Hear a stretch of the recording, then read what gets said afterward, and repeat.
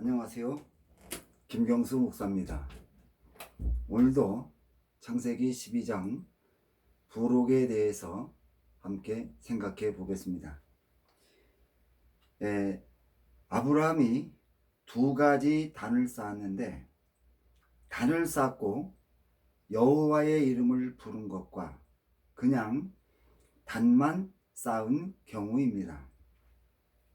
그런데 이미 앞에서 살펴보았듯이 아브라함이 단을 쌓고 여호와의 이름을 부르는 것은 하나님이 홍수로 심판하고 땅을 말릴 때 강한 바람을 불게 하였습니다.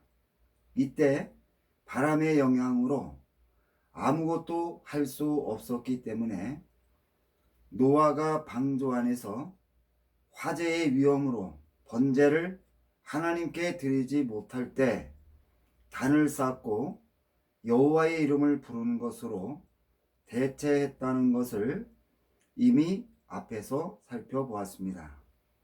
단을 쌓고 여호와의 이름을 부르는 것은 하나님께 정상적으로 예배를 드릴 수 없는 환경에서 최소한의 약식으로 예배를 드렸다는 것을 나타내는 것입니다.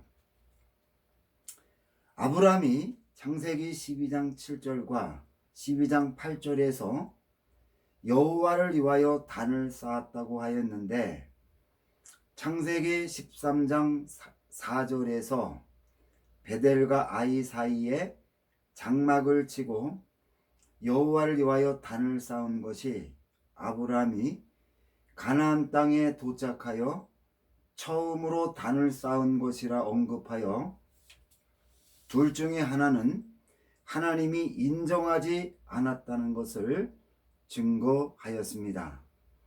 이러한 증거는 창세기 12장 7절에서 단을 쌓은 것과 창세기 12장 8절에서 단을 쌓은 것이 형태는 같지만 의미가 완전히 다르다는 것을 나타내는 것입니다. 아브라함이 단을 쌓고 여호와의 이름을 불렀던 약식 예배는 아브라함뿐만 아니라 이삭과 야곱도 똑같이 행하였다고 증거하였습니다. 창세기 26장 25절에서 이삭이 그곳에 단을 쌓아 여호와의 이름을 부르고 거기 장막을 쳤으니 그 종들이 거기서도 우물을 팠더라고 하였습니다. 창세기 33장 20절에서 야곱이 거기에 단을 쌓고 그 이름을 엘엘로헤 이스라엘이라 하였더라고 하였으며, 창세기 35장 1절에서 하나님이 야곱에게 이르시되 일어나 베델로 올라가서 거기 거하며 내가 내 형 에서의 낯을 피하여 도망하던 때에 내게 나타났던 하나님께 거기서 단을 쌓으라 하자, 창세기 35장 7절에서 그가 거기서 단을 쌓고 그곳을 엘베델이라 불렀다고 하였습니다. 이러한 증거를 통하여 단을 쌓고 여호와의 이름을 부르는 형태의 예배가 오랫동안 드려졌다는 것을 알 수 있습니다. 어떤 사람은 여호와를 위하여 단을 쌓고 여호와의 이름을 불렀다는 이 말씀 속에 제물도 함께 바쳤다는 의미가 포함되었다고 해석하는데, 이러한 해석은 방주 안에서 노아가 처했던 환경을 고려하지 않은 해석이라고 판단됩니다. 아브라함이 여호와를 위하여 단을 쌓는 행위에 대한 성경의 입장을 살펴보면, 먼저 하나님이 아브라함의 행위를 인정하지 않았다는 것을 알 수 있습니다. 하나님께서 아브라함이 단을 쌓은 것을 하나님께 예배드리는 것으로 인정하지 않았다는 것은 가인의 예배처럼 심각한 결함이 있다는 것을 가르쳐 주는 것입니다. 두 번째로 아브라함이 여호와를 위하여 단을 쌓을 때 앞뒤 문맥의 흐름을 살펴보면 하나님이 주신 은혜를 보고 아브라함이 실망하여 하나님에게 분노하는 환경이었다는 것입니다.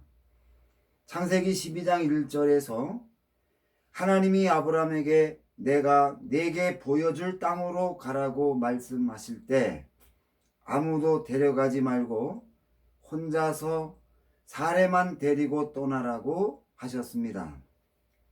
그런데 아브라함은 하나님이 명령한 내용 중에 어려운 것은 제외시키고 아브라함이 하란에서 모은 모든 소유와 얻은 사람들과 조카 롯을 데리고 떠나서 마침내 가나안 땅에 도착하였습니다.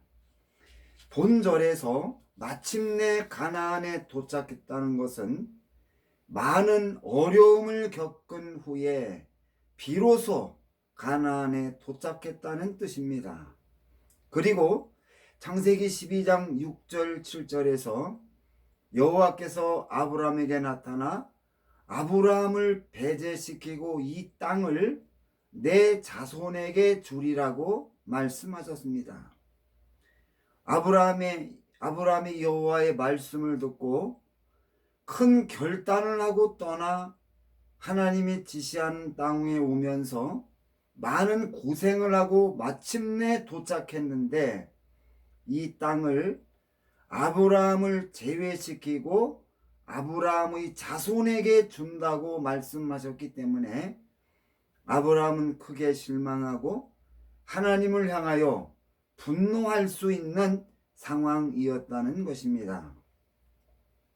창세기 13장 18절에서 아브라함이 또 여호와를 위하여 단을 쌓았는데 이 당시 환경을 살펴보면 아브라함이 기근을 피해서 애굽으로 갔는데 애굽에서 애굽의 왕 바로가 사라를 첩으로 취하는 일이 생기고 아브라함의 가정이 해태되다 아브라함과 사례를 통하여 성취하겠다는 하나님의 약속이 어려움에 처하게 되자 하나님이 개입하여 바로에게 사례를 돌려받고 무사히 가나안 땅으로 돌아오게 됩니다.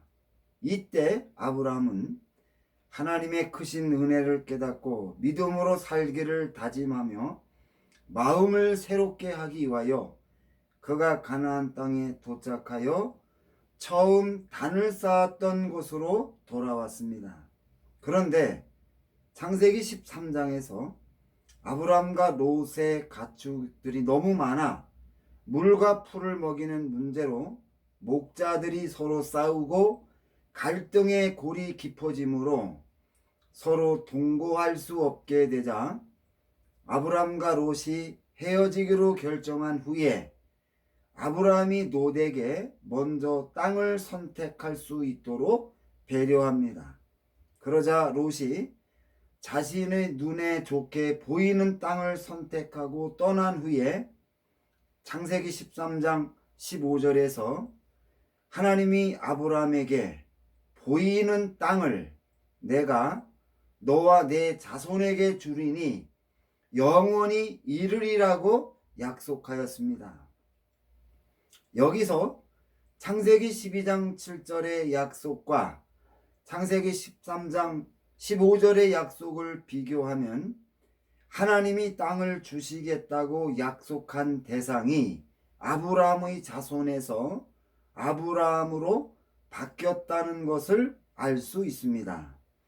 롯이 아브라함을 떠난 후에 하나님이 아브라함에게 보이는 땅을 준다고 약속했다는 것은 롯 때문에 이 땅을 주지 못했다는 것을 나타내는 것입니다. 하나님이 아브라함에게 가나안 땅을 주기 위하여 롯과 헤어지게 했다는 것을 아브라함이 깨달은 것입니다. 그렇다고 아브라함이 롯을 다시 돌아오게 할 수 없었습니다. 아브라함에게 롯은 대단히 귀한 존재였기 때문에 하나님이 아브라함과 롯을 헤어지게 만든 것을 용납할 수 없었던 것입니다. 그래서 분노한 아브라함은 하나님을 향하여 단을 쌓고 하나님이 아브라함에게 보이는 땅을 주시겠다고 언급한 의미 있는 장소를 버리고 헤브론으로 이주하여 마므레의 형제들과 동맹을 맺었던 것입니다. 하나님이 아브라함에게 주신다는 땅에서 동맹을 맺었다는 것은 하나님이 주신다는 땅을 받지 않겠다는 의사를 표현한 것이며 하나님을 완전히 무시하는 행위라는 것입니다. 따라서 아브라함이 단을 쌓은 행위도 하나님을 반역하는 행위로 하나님이 아브라함과 롯을 헤어지게 만든 것에 대한 보복이라는 것을 생각할 수 있다는 것입니다. 그렇다면은 아브라함이 단을 쌓은 행위가 무엇을 의미하는가?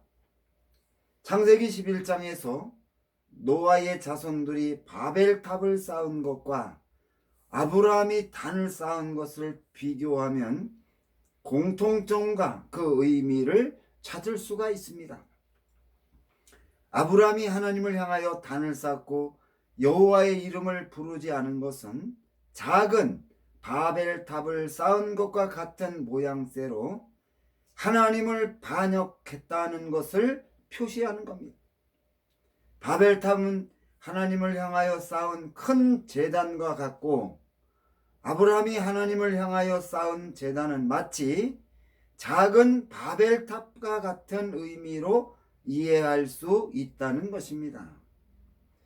아브라함이 하나님을 반역하고 단을 쌓음으로 하나님이 아브라함에게 가나안 땅을 주신다고 약속한 그 언약을 아브라함이 깨트려 버렸다는 것입니다. 하란에서 아브라함이 너는 본토 친척 아비집을 떠나 내가 네게 보여줄 땅으로 가라고 하자 갈 바를 알지 못하고 오직 말씀에 의지하여 믿음으로 떠나 하나님이 주시기로 계획한 땅에 도착하여 아브라함이 처음으로 했던 행동이 하나님을 향하여 단을 쌓아 하나님을 반역하는 행동이었다는 것입니다. 그리고 거부였던 아브라함이 자신의 잘못을 깨닫고 하나님께 드린 예배가 단을 쌓고 여호와의 이름을 부르는 것이었으며 얼마의 시간이 지나 하나님이 아브라함이 롯과 헤어지게 했다는 것을 알았을 때 아브라함은 또다시 단을 쌓고 하나님을 반역했다는 것입니다. 그리고 여기서 그친 것이 아닙니다. 아브라함은 계속해서 하나님을 반역하였습니다. 아브라함은 순종의 사람이 아닙니다. 이것이 성경에서 가르쳐주는 아브라함의 본래 모습입니다. 오늘을 살아가는 성도들은 아브라함과 같은 실수를 반복하지 말아야 합니다. 다음은 애굽으로 내려간 아브라함에 대해서 살펴보겠습니다. 창세기 12장 10절에서 가나안 땅에 기근이 있으므로 아브라함이 기근을 피게 애굽으로 거류하러 내려갔다고 했습니다. 본절에서 거류한다는 말은 잠시 머무르다는 뜻으로 아브라함이 기근을 피해서 애굽에 있다가 기근이 지나가면 다시 가나안 땅으로 돌아오려 하였다는 것을 나타내는 것입니다. 창세기 26장 1절에서 아브라함 때 첫 흉년이 들었더니 그 땅에 또 흉년이 들매 이삭이 그랄로 가서 블레셋 왕 아비멜렉에게 이르렀다고 하였는데 창세기 26장 1절에서 이삭 때 찾아온 흉년이 창세기 12장 10절에서 아브라함 때 찾아왔던 흉년과 같은 성격을 가졌다는 것을 나타내는 것입니다. 이삭 때 찾아온 흉년으로 이스마엘과 이삭이 헤어져 이삭이 그랄로 갔는데 아브라함 때 찾아온 흉년도 아브라함과 롯을 헤어지게 하려는 하나님의 의도가 있는 흉년이었다는 것을 증거한 것으로 판단할 수 있다는 것입니다. 기근이 찾아오자 아브라함이 보여준 행동에는 많은 문제가 있음을 성경이 증거하고 있습니다. 먼저 아브라함이 어디로 가야 할지를 하나님에게 물어보지 않았고 멜기세덱에게도 자문을 구하지 않은 채로 자기 스스로 결단하고 결정하여 애굽으로 내려갔다고 하였습니다. 아브라함이 이런 행동을 한 것은 하나님의 말씀에 순종하여 고생하여 가나안 땅에 왔는데 가나안 땅은 사람이 살기에 좋은 땅이 아님에도 아브라함을 제외시키고 아브라함의 자손에게 주신다고 약속했기 때문에 서운하고 화가 난 아브라함의 철없는 행동이 이러한 결정을 했다고 생각되지만 우리 성도들은 절대로 이러한 실수를 해서는 안 된다고 그렇게 판단이 됩니다.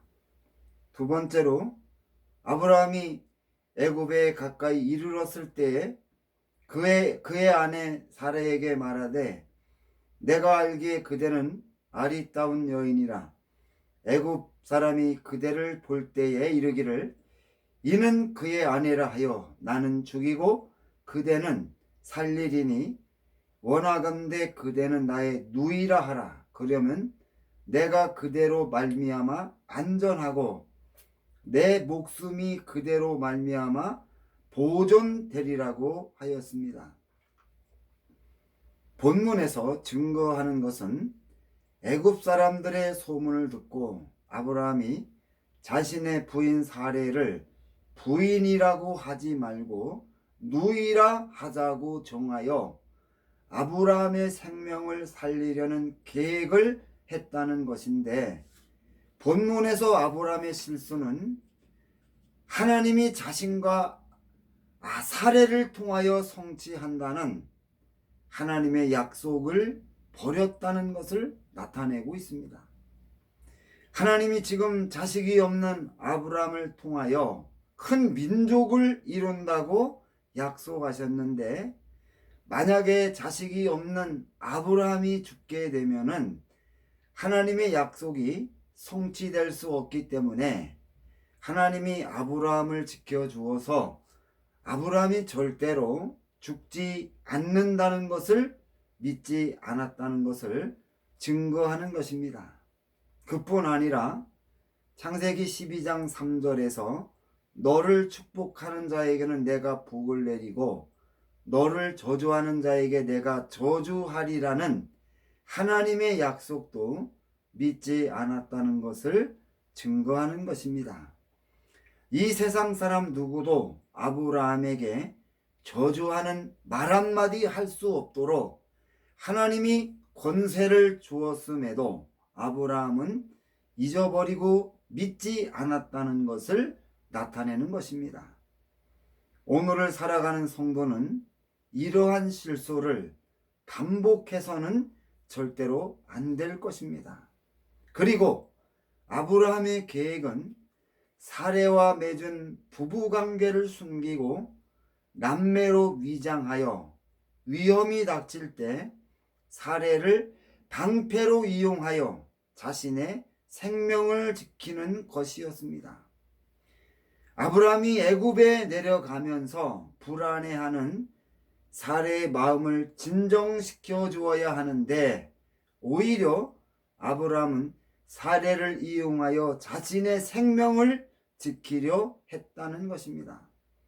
이러한 처신은 사레가 아브라함에게 큰 빚을 졌다고 하는 것을 나타내지만 아브라함의 행동은 참으로 양아치 같은 행동이며 성도는 이 같은 처신을 하면은 절대로 안 될 것입니다. 가족을 이용해서 이득을 얻으려는 행동은 아브라함의 집안에서 내려온 아주 전통이라고 그렇게 느껴집니다.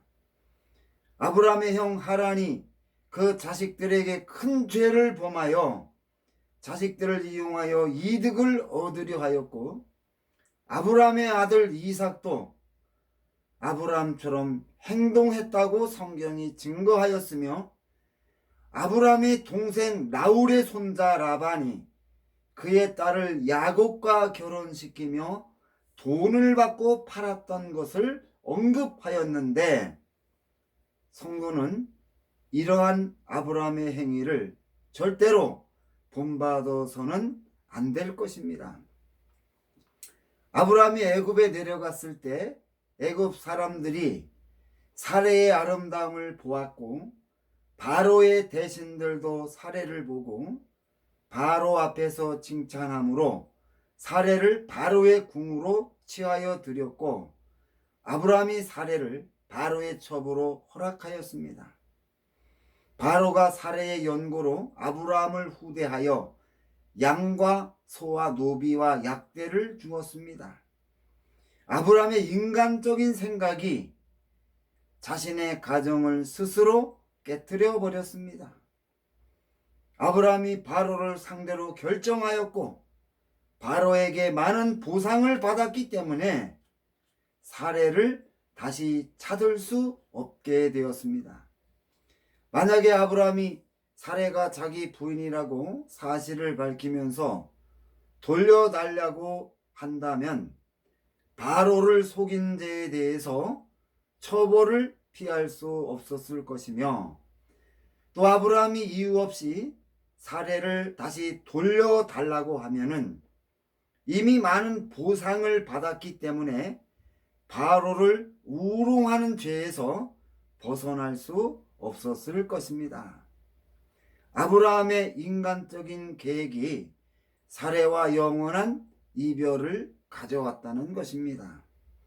하나님이 아브라함과 바로 사이에 개입하여 하나님이 사레의 연고로 바로와 그 집에 큰 재앙을 내렸다고 하였습니다. 바로는 자신에게 내려진 재앙을 보고 사레를 첩으로 취하였기 때문에 재앙이 왔다는 것을 알았습니다. 바로가 아브라함을 불러서 내가 어찌하여 나를 이렇게 대접하였느냐? 내가 어찌하여 그를 내 아내라고 내게 고하지 아니하였느냐? 내가 어찌 그를 누이라 하여 나로 그를 취하여 아내를 삼게 하였느냐? 내 아내가 여기 있으니 이제 데려가라고 하였고, 자기 신하에게 명하여 모든 소유를 보냈다고 하였습니다. 바로가 아브라함을 책망할 때 어찌하여라는 말을 연이어 사용했는데, 이 말은 상식적으로 이해가 되지 않는 행동을 했을 때 탄식하는 말입니다.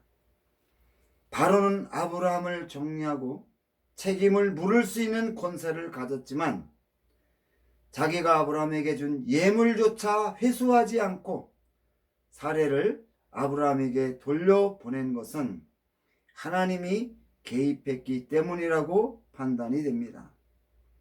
이 말씀은 하나님의 거룩한 백성이 하나님의 말씀과 약속을 의지하지 않고 인간의 생각과 계산대로 살 때에 어떻게 수치를 당하게 되는지를 우리에게 교훈해 주고 있습니다.